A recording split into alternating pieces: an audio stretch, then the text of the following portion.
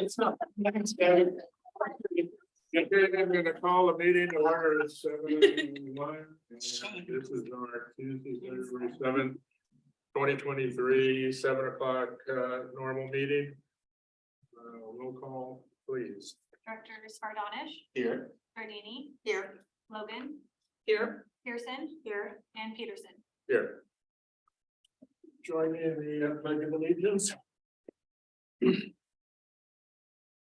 I Pledge allegiance to the flag of the United States of America and to the republic for which it stands, one nation, under God, indivisible, with liberty and justice for all.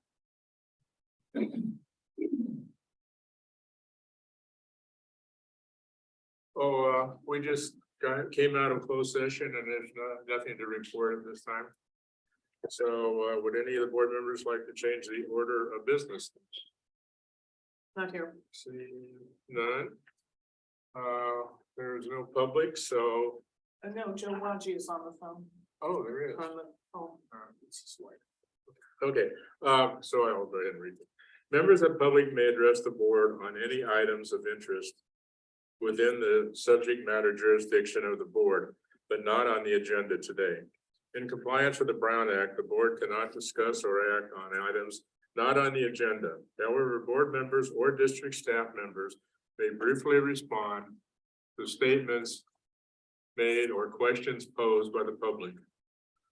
Additionally, on their own initiative or in response to questions posted by the public, a board member or staff member may ask a question for clarification. Further, the board may request staff to report back to the body of a subsequent meeting concerning any matters or to take any action or to direct staff to place the matter of business on a further agenda. Okay, are there any public comments? We have one person on the Zoom. Okay, hearing none. We'll move to the consent agenda. There are 3 items on the agenda. So I just had a question on ordinance number 2023-1. It doesn't necessarily need to be removed, it's just more of a clarification. Under section A1D, it reads the total amount refunded on any water unit of use shall not exceed the then current amount of the district's water hookup fee. Is the then current amount mean at the time of relinquishment or? Yes, Okay.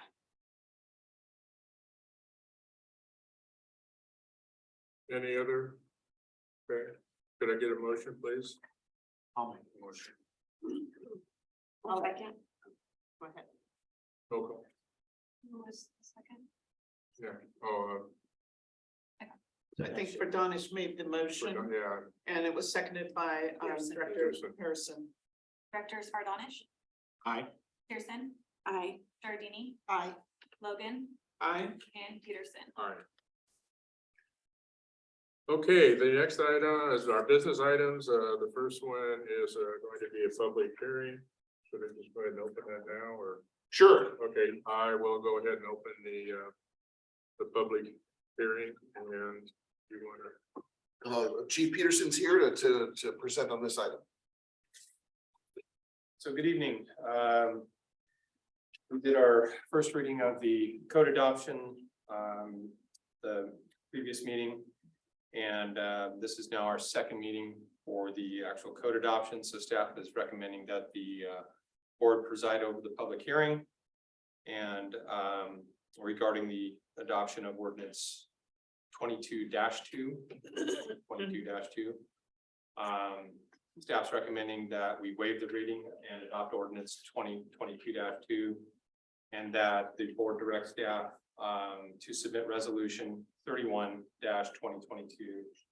and ordinance 2022-2 along with all required documents to the county as required by the health and safety code. Typically on these, we'll hear any objections from contractors or anybody objecting to the adoption of the code. And at that point, that concludes my report, and I'm available for any questions. Yes. I have a couple of questions. So on, there isn't a page number, but it looks like section 907.1.6 false alarms. And it looks like what's being added is to begin charging for false alarms after the second false alarm in a calendar year. And I don't think that's an addition. I think it's been that way, and that's what code actually. Then what's the new section? It says add a new subsection to that. So let me try to clarify, all of the amendments to the code that are recommended are already amendments to the 2019 code. Uh-huh. The numeration of this code is different, however, because since 2019, we codified all the district's ordinances into the district code. And so these numbers will now fall in the codified district code, but this is not a change in policy. It's been permissible in Templeton, or it's been part of the Templeton code for many years. And we actually have a fee schedule for false alarms. So what's the new subsection that's being added? It says add a new subsection Oh. 907.1.6, which is the false alarm. That's because this, again, we have to readopt all of these policies each time we adopt a code. If you adopted the code raw, all of the Templeton So specific each- conditions would Each go away. section has to be added. Yes, Correct, it changes. So it's not new, it's just, It's saying keep it's it a in. New number. So it's just a change of the numbering section, same verbiage, different number. so what ends up happening when you adopt the 2022 code, when that becomes finalized, the 2019 code goes away. Yeah. So if you didn't adopt these amendments to it, they would be removed from the code. I guess it's a little misleading when it says add, because to me, when it says, delete, there's some subsections that you're saying delete. But there's others that are saying add. And I guess it's a little confusing because to me, when you say add new subsection, it means it wasn't there previously. Yeah, it wasn't there previously. It's more like retain True, but it wasn't there previously in that numerical sequence. in that sequence. Okay, all right. So, okay, and so we're currently doing that, then we do have a fee schedule is what I hear, Have been. and we are charging for that. Yes, Okay, do we have very many of those? haven't had one in the 2.5 years that I've been here. Okay, so here's my other question is related to the 4th of July fireworks and just back here, but anyway, what it's saying is there's a maximum number of permits to be issued under this section will be 4 per year. So that 4, is that 4 per vendor or 4 in total For total, for booth, for an individual who applies? correct. No, for No, 4 individuals or 4 organization. organizations Organizations. that apply, only Yeah, 4 we'll let him respond. to this. booths are allowed to open. Okay. Only 4 permits are allowed by any individual or organization. Okay, so do we have a maximum number of total permits? For, That's the 4. no, but I'm saying is that if there's 20 organizations, 20 charitable organizations in this area, can all 20 get that permit? No, the board is from So previous it's, to me has limited that to 4. why do we have so many 4th of July fireworks booths then? Because we have more than 4 around town. I think we just have 4. We've had 4, Last year. we've had 4 for, Well, it seems like they're on 7 every years. street corner down Main Street and, over here on Las Tablas. Okay, so it's 4. But there could be more than one organization in each booth. Yes, that's true. They could file jointly. Yes. And then And distribute. disperse yeah, their, yeah. distribute their earnings. So there would be no more than 4 firework booths. Correct, Okay, yes. okay. And so also the duration of the permit, what's that duration period? So you have the application process start in March. Yeah, I don't have it in front of me, but I think it's from, are you speaking of when they can sell? Well, yeah, what's that window of time that they can? July 1st at July noon? 1st till July 4th midnight. Okay, okay, 10 PM, I think, but yeah. okay, Yeah, okay. It's more strict than the state allows, which is, 7 days, I believe. So our code limits that to just Yeah. 4 days. Okay, those are all my questions, so thank you. Actually, I did have one question. In terms of storage, it says that people need to have permit to store if, does that mean that, the fireworks? Does that mean like if they have any leftovers and things like that, they need to come and get permit for their leftovers? no, what happens with the firework distribution is the vendor or the company that sells them the fireworks. Yeah. Will come and deliver that. They can only have it in a certain amount in the booth, and then they have to store. But the remaining. how about the individual people, the ones that they'll buy the fireworks and take it home and they have leftovers and things like that? Oh, That's not a problem. no. Yeah, as long as they're not lighting them off after. Yeah. Yeah, they're not the permittee, they're the customer, so.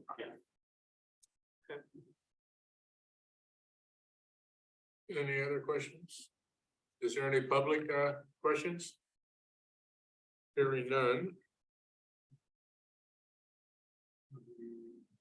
Public hearing, so could I get a motion? I'll make a motion that the board adopt ordinance number 2022-2, adopting and amending the 2022 edition of the California Fire Code and determining that the ordinance is not a project or otherwise exempt from CEQA, and that the board waive the reading and adopt the ordinance. And direct staff to submit the resolution number 31-2022 and ordinance number 2022-2, along with all required documentation to the county of San Luis Obispo as required by the Health and Safety Section Code 13869- .7. Have a second, or I'll second. Okay. And this is not approved until the board of supervisors, is it right? And 30 days here. Okay. Roll call please. Directors, excuse me, Logan, Aye. Peterson, Aye. Ardonish. Aye. Gardini. Aye. And Pearson. I, Okay, the motion passes 5-0. The next item we have is the water buffer model update and release of 42 water units. Tina Myers on this item. evening. I'll get our What? show up here.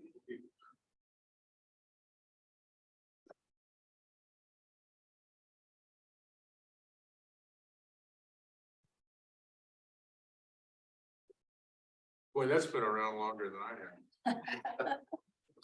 Still the same water cycle, still the same water from the dinosaurs' time. Okay, I'm pleased tonight to provide you with the 2022 water buffer model update. The purpose of the water buffer policy is to protect our water supply and our ability to serve our customers in the event of well failure, water contamination, water quality issues, nacimiento water line failure, increased use of private wells within our groundwater basin, adjudication, requirement to serve ADUs, or drought, to name a few. I'm sorry, we have one public member on the call. Are they able to see this on their screen? Okay. As a reminder, when the buffer policy was adopted in 2016, most of the state was experiencing severe to exceptional drought conditions. Last week's drought monitor looked significantly different, but we don't know what the future may hold for us. The district relies on several different water sources to serve its customers. The Atascadero groundwater basin, the Salinas underflow, wastewater retrieval, and Nacimiento water allocation. Here's a snapshot of the district's water supply sources over the next several years. The first three sources are relatively stable. The groundwater basin, the river water permits, and the river water license. However, the last two water sources, the wastewater retrieval and the Nacimiento water are variable and are based on actual water available for retrieval at our river wells. Wastewater retrieval is anticipated to increase over time, and the Nacimiento water is expected to become more readily available once the Nacimiento Recharge and Recovery Project is online. We're still holding a placeholder for that project completion at 2027. Each year, we look at available supply and update the water model.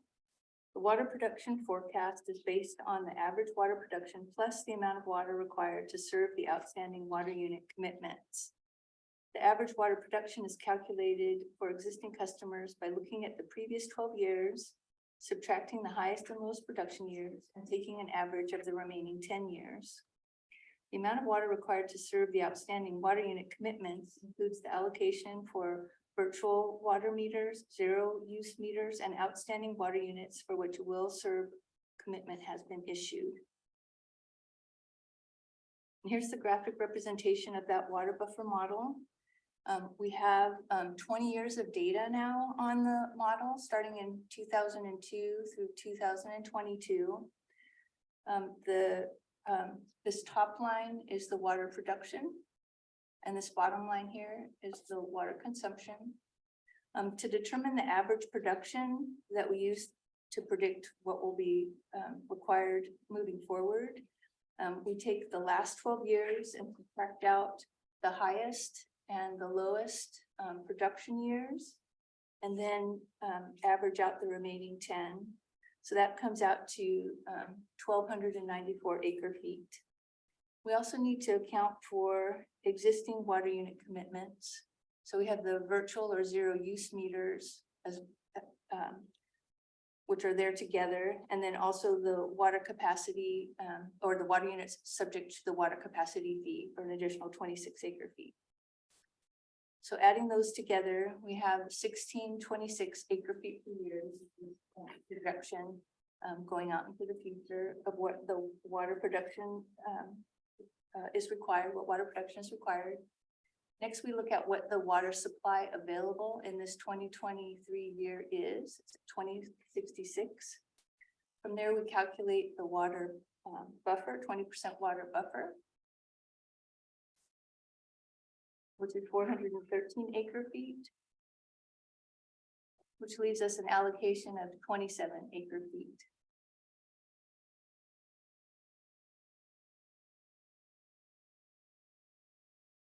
So the charts show us that the water production has decreased slightly. Rain at the end of the year held down the demand, and district customers are continuing water saving practices. There were a number of water meters set in 2022, including quite a few multi-family units. However, an almost equal number of water units were committed through a new water purchase agreement from the water sold last year. As the community continues to build out, additional wastewater flows will gradually increase available supply over time. And the model continues to predict that additional water units will become available when the Nacimiento water is relocated to the Creekside site and the water resource and recovery or recharge and recovery project is complete. Based on the results of the update, staff recommends that the board authorize the release of 42 water units for sale. Now I'm going to show you all the 42 units. Like the visual.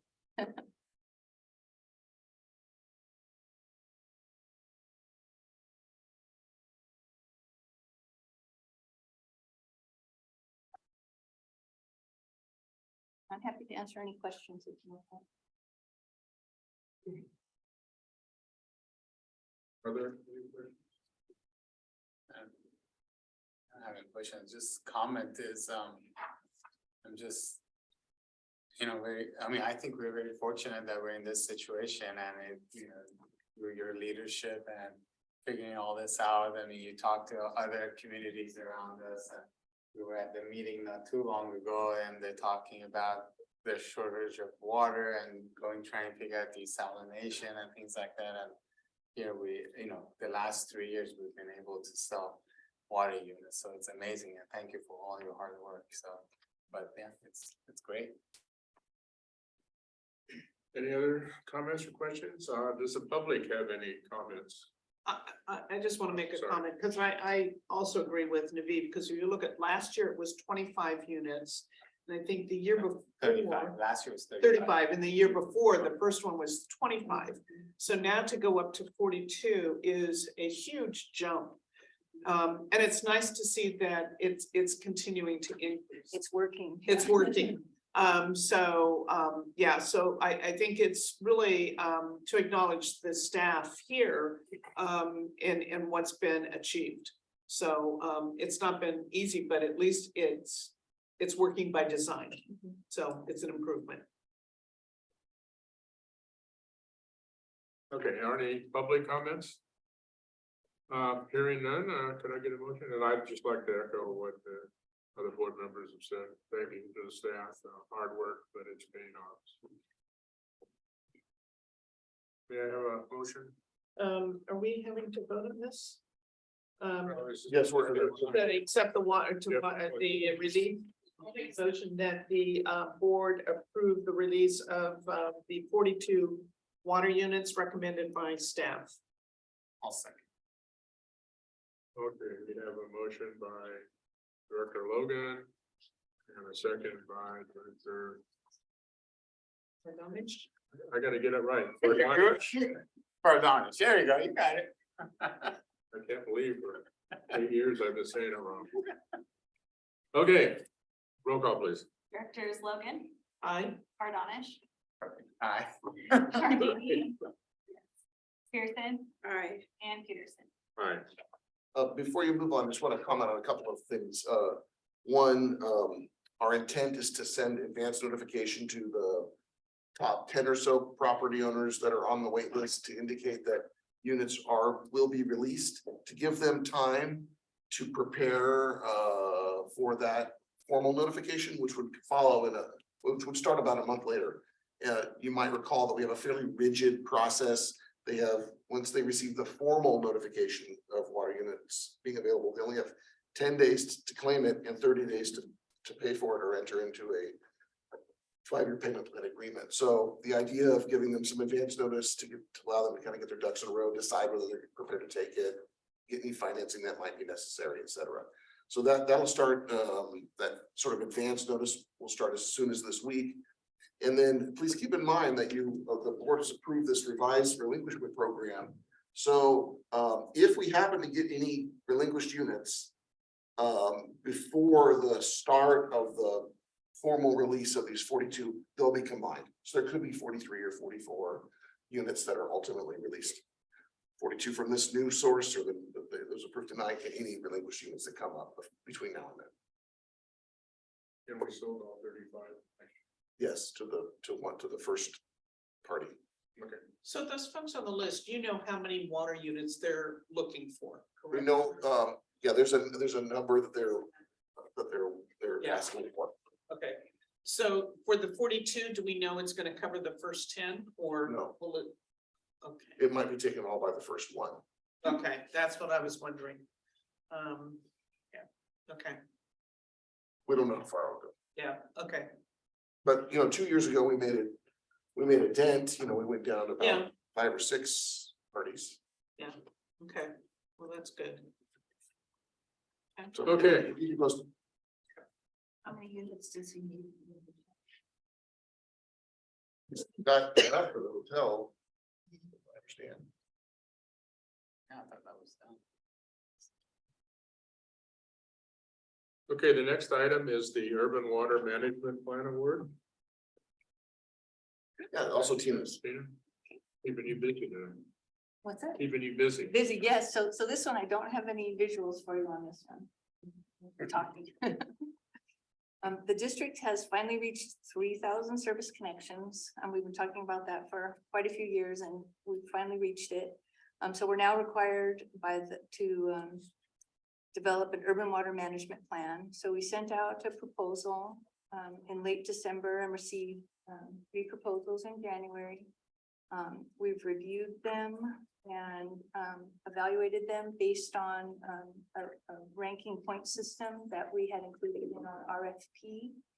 And of the three proposals that we received, I shouldn't say of the three, all three proposals that we received were quite good, very thorough.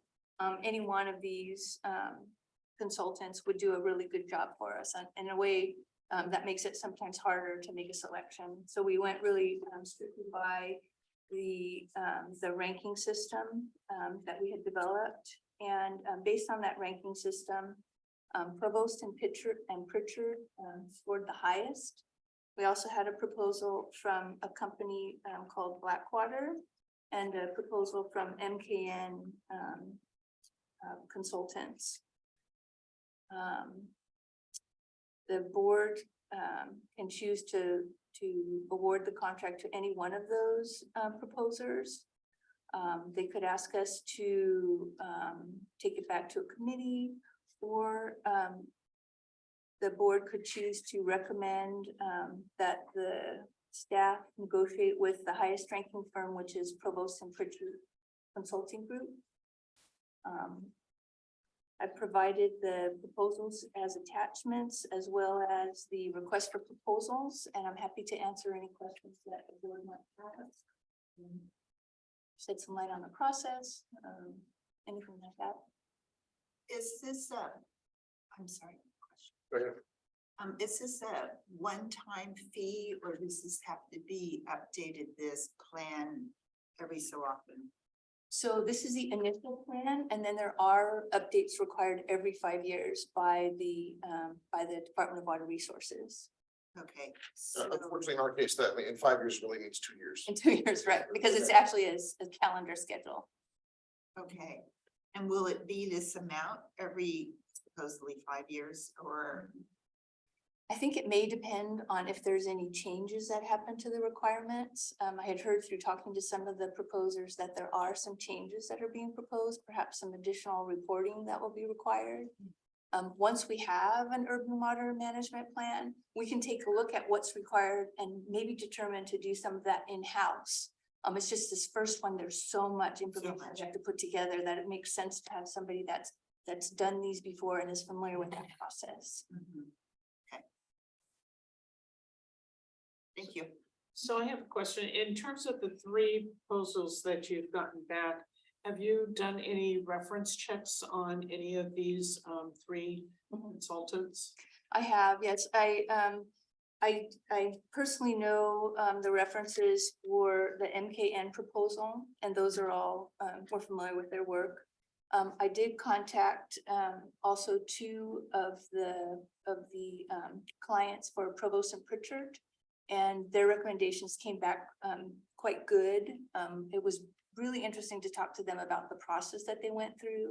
One of them in particular worked with them during the pandemic, and so there's some communications challenges that they worked through. But overall, they felt that they were very professional and very responsive, and good to work with. And does the CSDA, do they have recommendations in terms of consultants for this type of work? Oh, that's a good question. I don't believe they have recommendations. They do have a clearinghouse for RFPs and those kinds of things. I'm not aware of like a preferred vendor. List or vendor? Yeah. For this kind of service. Okay. And so we've never worked with any of these three. We have, and actually are currently working with MKN Associates. Okay. MKN did the design work for the East Side Force Main. Yeah, the East Side Force Main project, and we're currently working with them on water modeling update for our system. Would that give them any kind of advantage in terms of already knowing some of our operations? So, possibly a little bit. I think that what makes this proposal or this work product a little bit unique is that it's very prescriptive. And so there's a format that's to be followed. So it's just filling in the blanks. Yeah, it would be a matter of pulling all the information together, and what that information is pretty well known. All right, thank you. That's all my questions. Are there any other questions? Okay, so how about the public? Do we have any questions from the public? Seeing none. Take a motion. I'll make a motion to accept the proposal from Richard and Provost and Richard. Sorry, my computer just died. Oh, good night tonight. Provost and Richard. I'll second the motion. Okay, we have a motion by Virginia? Director Giardini, a second by Director Logan. Please. Director Giardini. Director Giardini. Yeah, Director Gardini? Director Giardini. Oh, aye. Logan, Aye. Bardonish, Aye. Pearson, Aye. and Peterson. Yes. Okay, a 5-0 vote. Favor. Next item is the resolution number 6-2023, desal plan for participation. Yes, good evening. As you may have heard, actually, let me back up a little bit. The county assembled what they call a county water action team, countywide, maybe about 6 or 7 years ago, that, you know, for a while met quarterly. And that team of folks from all over the county, all of those cities and jurisdictions had, or most of them had regular participation. And I attended some or maybe most of those meetings over the years. Had prioritized regional projects, including connectivity to other systems, et cetera. The county's kind of taken that effort, turned into a countywide resiliency study that was presented to RAC probably a year and a half ago. Templeton was evaluated as a part of that exercise. And then one of the other highlights was from the group was to push for a concept of desalination plant or desalination facility. I think all the participants, myself included, realize that it's a very long-term solution. Takes many years to get something like that underway. And so it wasn't going to be available. It wasn't a short-term solution, but it might be a long-term supply for some jurisdictions within the county. So in 2021, actually, the County Board of Supervisors gave direction to county staff to begin work on a regional desal effort. In 2022, the county staff developed a framework for this effort and presented it to the Board of Supervisors back in October. And I attached the presentation that went to the Board of Supervisors. I did not attend that meeting, so I could not give you this presentation, but I could maybe answer some, if you have questions about some of the contents, I could do my best to answer questions. The Board of Supervisors provided direction at that time to county staff to solicit agencies within the county and also within northern San Luis Obispo County who may be willing to participate, or to see if they're willing to participate in the initial phases of this plan. I'll use the term study, because it's not to build a desal plant, it's to study the concepts and identify potential hurdles and locations and participants, et cetera, et cetera. So the county gave all of us local agencies until this month, February, to decide whether we wanted to be in the study or not be in the study. There's no cost commitment from the district or any of these agencies who opt to participate in. The county provided us a standardized resolution that asked to be submitted so that they could rely on the elected officials' decision-making as that opt-in to the study. So far, there are a number of agencies in the South County and in northern San Luis Obispo County that have indicated their interest in looking at this further. Not unsurprising, they're much closer to the ocean than we are. And so I was kind of waiting to see what was going to happen in the North County area. You know, we're not close to the ocean. It's going to be costly to try to deliver water to Templeton. But San Miguel CSD and then just last week, the city of Paso Robles opted into this initial phases, again, just the exploratory, I'll use that term, exploratory phases of this concept. And so there are, you know, while it's very impractical probably to provide water to just Templeton on a 30-mile pipeline, it's not as impractical to provide water to Templeton, San Miguel, and Paso Robles. It's still unlikely, however, that that would exist, that we would get directly desal water. It's just gonna be very, very expensive and a lot of hurdles. But what's more likely, and maybe still not likely, but more likely, is other agencies closer to the ocean participate in this project and therefore would be willing to exchange other water supplies like Nacimiento water or Salinas Dam water with North County providers. Probably not on a gallon for gallon basis, because we know the desal water is gonna be a lot more expensive. But it might free up other supplies. And that's why I think we ought to at least participate at this very early stage until more is known, until there's something that you can actually look at conceptually and understand cost wise, what it might take to remain in the study. So based on the county's effort, these first two phases, they're gonna cover, they're gonna hire a consultant to organize this work. It will be some staff effort on our part, to remain in this, but I don't think it's all that significant. And this phase two of this plan is probably over the next 4 or 5 years. At that point in time, the goal would be to know, what the likely costs are, who the more likely participants are, and then all of us, if we hadn't opted out by then for any reason, we would be asked to make a more significant commitment. At some point, there'll be hard dollars involved, because the county really doesn't directly serve very many customers. They do, like in Shandon and Santa Margarita, but in the population centers, it's cities and CSDs, not the county providing these direct services. So this is really like a 25-year plan, maybe ends up being even longer. I'm happy to try to answer more questions, but my recommendation is that we at least indicate our willingness to participate at this early level.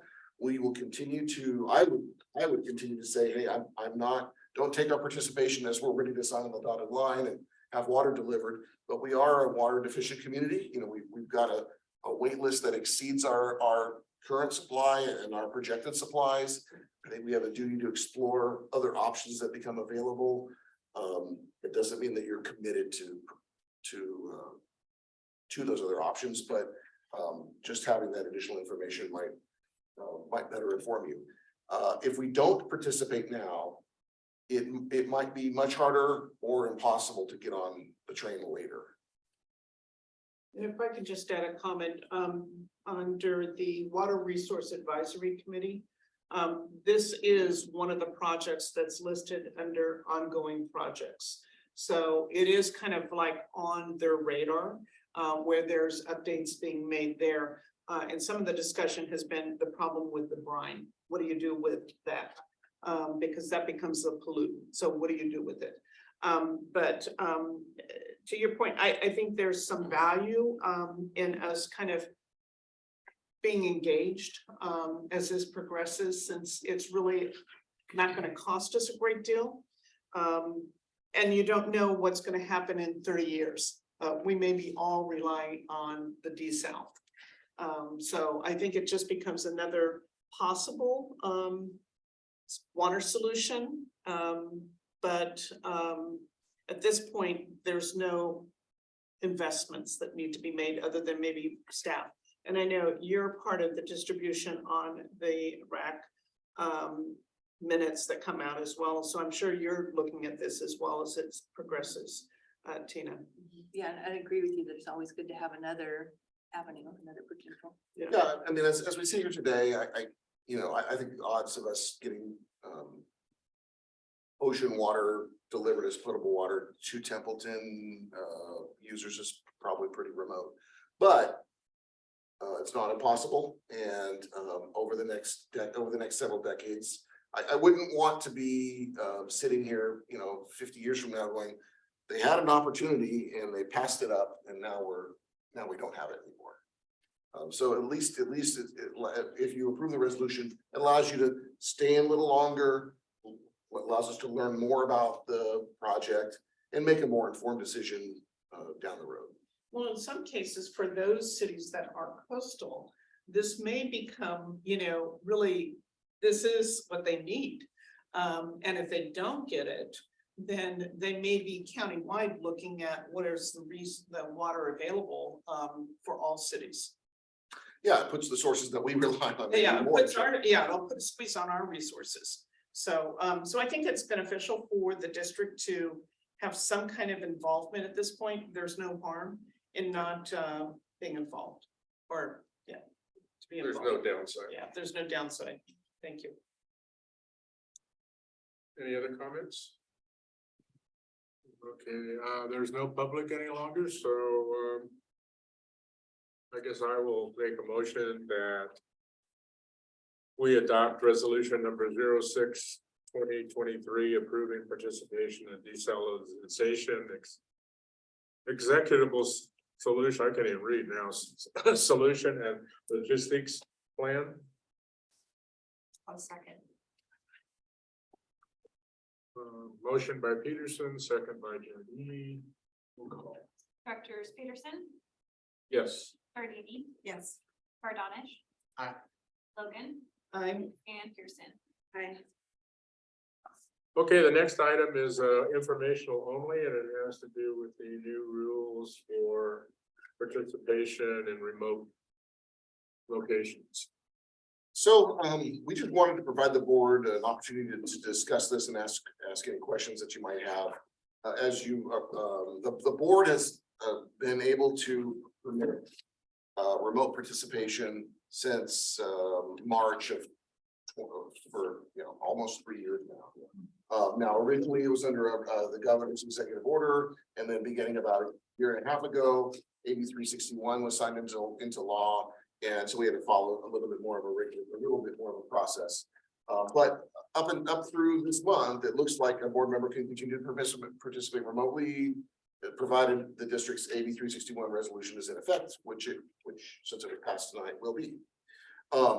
However, the state of emergency is expected to lapse or expire at the end of February. So unless the governor takes some sort of action to extend it, the AB 361 resolution will become essentially invalid at that time.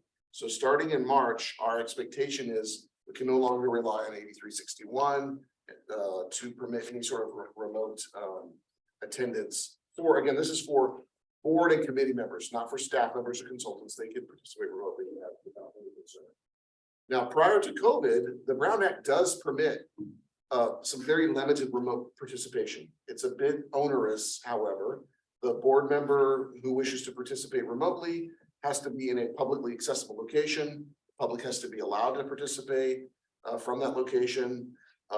There has to be a notice. The district's agenda has to list that location, and the notice has to be posted at the location 72 hours in advance of the meeting. So it would be like essentially it'd be difficult to do so, like if you were traveling and not knowing where you're going to be, it would be impractical. We have facilitated these kinds of meetings over the years, and so it is possible. Last fall, AB 2449 was approved and signed by the governor, and it provides kind of a happy medium between the old rules and what we've been following.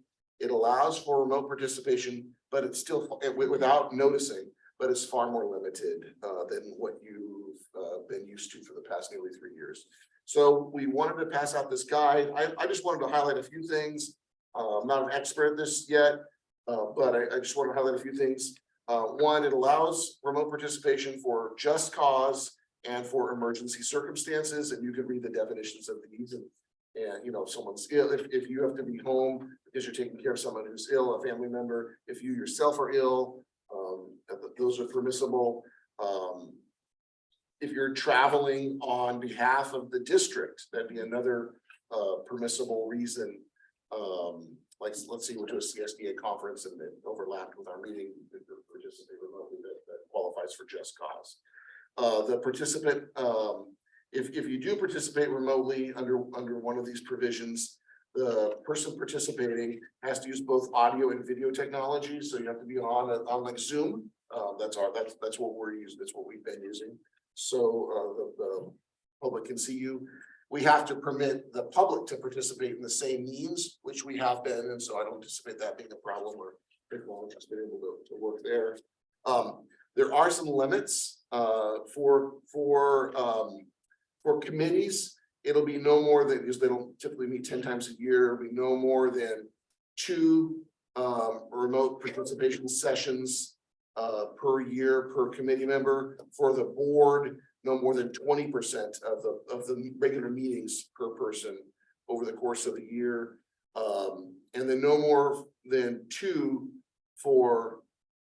total for just cause purposes. So we're gonna have to track this if a board member does participate remotely, so that we can we know going forward how many might be left. So there are, again, a couple of it likely is going to require, if there's a request to participate remotely, we'd like you to contact me as soon as you know that that's necessary. If we know that before the agenda is posted, we can place the item at the beginning of the agenda to permit the remote participation. And that way the board can consider it. If we don't know until after the agenda is posted, the board would have to add the agenda item. That requires a 4/5 vote to add an item, an urgency item to the agenda. In all cases, a quorum of the board must be in person. So it might get tricky if there's, let's say there were just 2 board members here and one trying to participate remotely. That wouldn't work because we wouldn't have a quorum of the board at the boardroom. Only those present can make the determination to permit the person who wishes to participate remotely. So it's a little bit trickier. I'm just looking at anything, any other, again, I'd be happy to try to answer your questions. I think the issue for us is going to be knowing in advance any requests to participate remotely, working through the law to make sure that that's permissible, and properly agendizing it for the board to consider. So it's not, so there'll be some opportunities to do so, but not in the way that we've been able to over the past 3 years. Any questions for the general manager? Okay, hearing none, there's no public, nothing to vote on, so thank you for the report. So next month, when the board meeting falls on my birthday, I can't do it remote from the local bar. The public, go right ahead, Wayne. Yeah, we'd have to post it.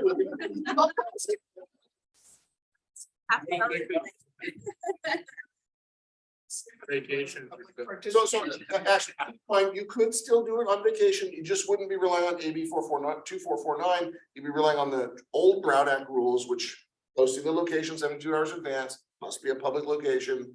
I'd probably advise that a bar is gonna be difficult to be conducive to that, because someone on 21 couldn't be there, and 2, it might be too noisy for the participants to. Well, aren't there some restrictions in terms of identifying who is within the room with you? Yeah, under this provision, if you follow this provision, you must announce any adults that are in the room Yeah, for the record. Adults only. you can't have consultants sitting there urging you to vote a particular way. Yeah. So we'll have to, we'll get better at following this if there's a request to do so, but I just wanted to let you know that that's what we're likely gonna be following. And I know, David, you got some questions, you resolved those. Yes, I actually sent him what we were. Or, yeah. Okay. Okay, general managers report. Just a few items. One, there's been a number of opportunities for board members to serve on external organizations that have come up in the last couple of weeks. And I've sent you all the information about serving on the CSDA board, the SDRMA board, and the LAFCO board. I have not placed those items on an agenda, because if none of you are interested in doing so, there's probably no reason to consider the nomination. But if one of you wishes to, please let me know for any of these, and we'll place that item on the agenda, and then the board can consider making that nomination. And then it would go to the voting period. The board will certainly have an opportunity to vote for whoever is nominated for all of these positions. That will be placed on the agenda, provided more than one person runs. And if they have an agenda, I mean, a quorum. Yeah, it gets complicated, especially with LAFCO. So that's that.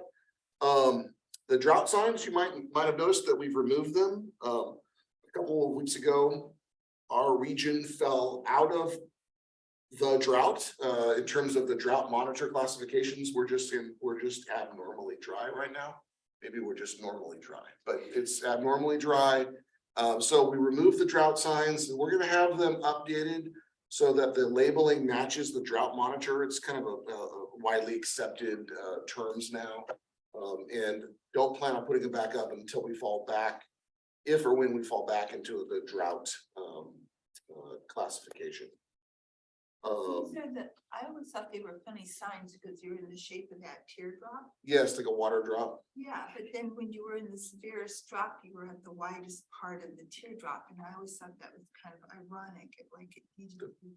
Upside down or something. Yeah. We'll come up with something different. But we definitely wanted, because we only had like three colors.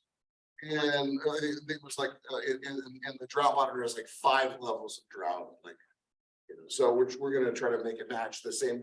Because, you know, if folks are following other news sources, like KSBY does a drought update every Thursday, and, you know, during periods of drought. So I want to make sure that we're matching the same terms, the least amount of confusion. But we remove the signs because there's really no reason to alarm folks right now, and we'll put it back up when there's a need to. The board will recall that we had to take a couple of the ponds at Selby out of service when the river rose and inundated them. We were able to finish the restoration on that work this week. They've been out of service now for almost a month, 4 weeks yesterday, and expect to have them back in service today or sometime this week. Ponds D&E. We've been able to use the other facilities out there. We've been discharging wastewater, but not to the most productive ponds that we've had to hold. We did have to hold some water back at the wastewater plant early on after the storm event. And then, and very much related, you'll recall that on this, when the December 9th incident happened, and we had the river water inundate the pond that had treated wastewater effluent in it, we reported that to the Regional Water Quality Control Board. That triggered a series of other reports and other obligations. I'm unaware of any sort of specific violation that we will be issued for that event, because, you know, again, it wasn't, we didn't overspill the pond, the river overtook the pond. However, that did raise the level of concern on the part of the regional board to Templeton. You know, we've tried to operate quietly, not wrongly, but you know, without calling too much attention on ourselves by the regional board. And the reason really is we've got kind of an older permit that has more relaxed standards than our area and neighbors have in terms of the requirements for their permit. Well, this incident caused the regional board to come and do a site visit that occurred today. So we are on their radar, and we're expecting that they're going to elevate our review. That likely means that over the next 5 to 10 years, Templeton could have to make enhancements to its wastewater system so that we discharge to a tighter standard. Lower limits for things like BOD and perhaps nitrates and total dissolved solids and suspended solids and those kinds of things. More to come. You know, this was going to happen eventually, but we were trying to stay out of the regional board's radar, and our river rise event has caused us to land in their radar screen. So all of our neighbors are already dealing with it, right? This is nothing that's new. Atascadero, El Paso, and all the other wastewater plants in the region have already been visited and issued new permits with new So requirements. does that mean that we need to look at that filtration system possible? I think it's going to need to look at probably everything we do in terms of wastewater treatment But how long is our existing permit until? until a new one's issued. And what what makes a new one required? I mean, this isn't an annual renewal we get, No. and so they're just coming in because of this 100-year form and deciding that all of a sudden. our Yeah, permit- no, they create standards that are applied in a regional, We're not at the top of the list. yeah. Now we got pushed to the top of the list. Or close. Yeah. So the standards already exist. The higher standards already exist. And our neighbors have already been battling to try to achieve those standards. And we knew this was eventually gonna come to Templeton. Eventually they would get to us to issue it. And maybe that was gonna happen today anyways. But the event that triggered the visit caused this regional board to say, oh, wow, they have a really old permit with really lenient standards. And so we better put you on notice that we're gonna issue a new permit with tighter standards. So they have put us on notice, or you were. Verbally. notice? Well, they're gonna issue what, a formal report? They're gonna issue. Oh, but we're within the acceptable. Yeah, we're Yeah, good. yeah, We're not violating our permit, but they're gonna issue a tighter, this is not new, right? I mean, this happens every so often, the environmental regulations become more strict. And so, They our, usually apply to when new permits are then requested. They don't retroactive them. well, they're not retroactive, but so it'll have a date in the future by which we would be expected to meet. Oh, that's what I was gonna ask. So I would expect that they would issue a formal report following their So- visit today. So here, I'm just gonna so I don't get this wrong. So the inspection was a walkthrough today.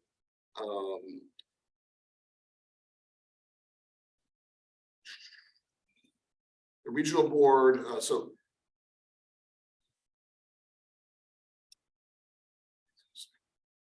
It changed the meaning, the inspection began, they will be issuing an inspection report in the near future. So they'll be issuing a report about what happened, about their review today. Yeah. That's one item, one document. I don't expect that'll be overly concerning, but until we see it, I don't wanna, I don't know what's gonna say, but following the inspection report, the regional board will providing TCSD notice to enroll in the general permit. That's this larger set of guidelines that exist for our area, this Salinas River corridor. This, again, this occurred in Paso Robles maybe 8 or 10 years ago. I'm trying to remember, Tina. Yeah, so that's their NDES permit, that I think the new general permit is a little bit different. Instead of having all these individual permits, they developed a permit that applies to the number of facilities. I mean, they're just begin going down whatever list they have. It's only people. That's what is dealing with it right now, yeah. So it's been happening for several years. And the enrollment process can take up to 2 years. Following the enrollment, a time schedule order will be issued to provide 5, this is Justin's language, to provide an estimated 5 years. But there have been other agencies that have gotten extensions on that to comply. So So does it make our water quality a higher standard, or is this that the Yes. actual, okay, and that then, so then there's actual infrastructure that we're gonna need to upgrade? likely, And then is there gonna be a requirement to build up the wastewater ponds with some kind of taller bank so that it doesn't get overflowed next time? I don't know, but I wouldn't be shocked if that were part of the long-term vision, because they're gonna want to do what they can to prevent something like this from occurring. So what we have right now, without going into tons of detail, right now, Next question. we have a limit. When the groundwater reaches a certain level below the bottom of the ponds, we have to stop discharging. Okay, well, what ended up happening on January 9th is that limit had not yet been reached when we took the reading in the morning. And by 2 o'clock in the afternoon, the ponds were overtoppled. I mean, the water rose that fast, 10 feet in 12 hours or something along those lines, an enormous amount in a very short period of time. So that groundwater limitation may not be an effective tool for preventing that overtopple of the ponds. and we may be required to erase those or not use those. I don't know. We've evaluated operationally what we could have done to prevent it, and really, it would have been quite difficult. We would have had to stop discharging water days before the event because it takes that long for the water to go away. Well, one of the things that came up in RAC is, why did the county not know that there was gonna be this amount of rain? To kind of put out some warnings, because part of the problem, the reason where it came up is public transportation wasn't stopped. So people were allowed to get on a bus and go to a location, only to find that public transportation was then later shut down. So people were stranded at different locations, and the complaint was, perhaps the county needs to do more to kind of anticipate that kind of rainfall, to say, okay, there needs to be like, you have high wind warnings, so similar to that is, put out a call across the county, where if we knew that, we could have then stopped the discharge much sooner. Yeah, I wouldn't say the county underreacted. I mean, I don't know. The county had opened up its OES I a don't week think anybody before. of us anticipated. Well, none of us anticipated the 6 inches of rain in 24 hours, but the county OES was open. We had already had other storm-related emergencies in the region in the couple of weeks leading up to it because of the heavy rain events. But yeah, we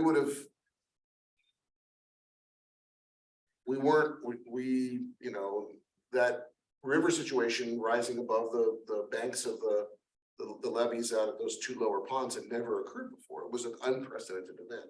Now, granted that those things are, 20 years old, not 300 years old or 500. I mean, it's only been a span of like 18 or 20 years. So it may have been that high 40 and 60 and 100 years ago, but it hadn't occurred since we've done that work. So again, I don't think the incident itself is likely to lead to severe sanctions, but the incident caused Templeton to rise in front of the regional board, and which is, which we've been taking steps to not call attention to ourselves. This was pretty unavoidable. Could they force us to make those ponds more efficient? I don't think that's the issue with the ponds, because if there was any surface water at all, this would have triggered the same thing. We would have had to report an estimate in terms of the amount of gallons of treated effluent that were surface water discharged. So we want to make them more efficient over time so that we have more confidence in our ability to perk our wastewater. But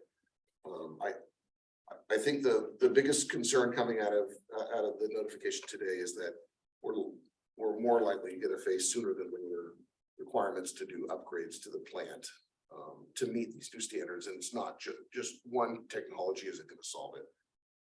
The other the agencies around us have struggled with TDS, dissolved solids.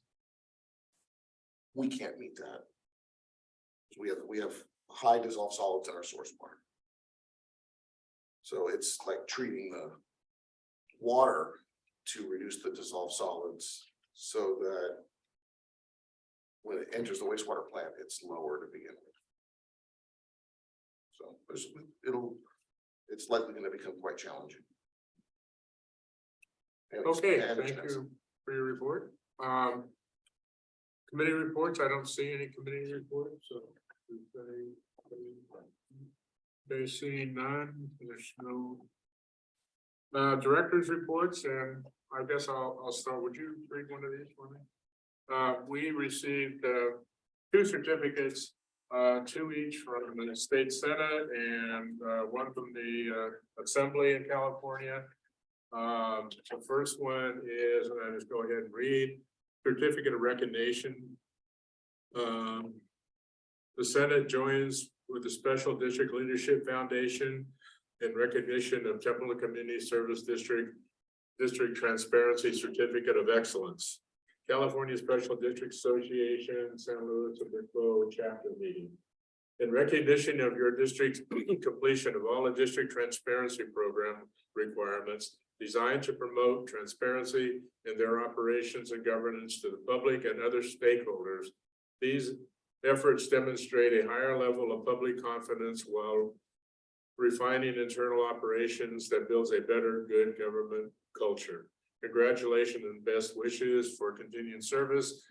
We have one of these from John Laird, the senator from the state, and Don Addis, the assembly person from the assembly. And you want to read? Yes. Then- So I wanted to have a visual. These are basically came from the district or the legislature. CSDA. Yeah, CSDA, and they're giving, yeah, we got the reward from the CSDA because we did all the work. Yeah, we received the District of Distinction and the Certificate of Transparency at least twice already, a second time. These certificates are just recognition of our receipt of those, not them themselves. And they were passed out at the CSDA meeting week and a half ago because both John Laird and Don Addis. Don Addis They were there. Yeah, so this one is the California Legislature, the Assembly.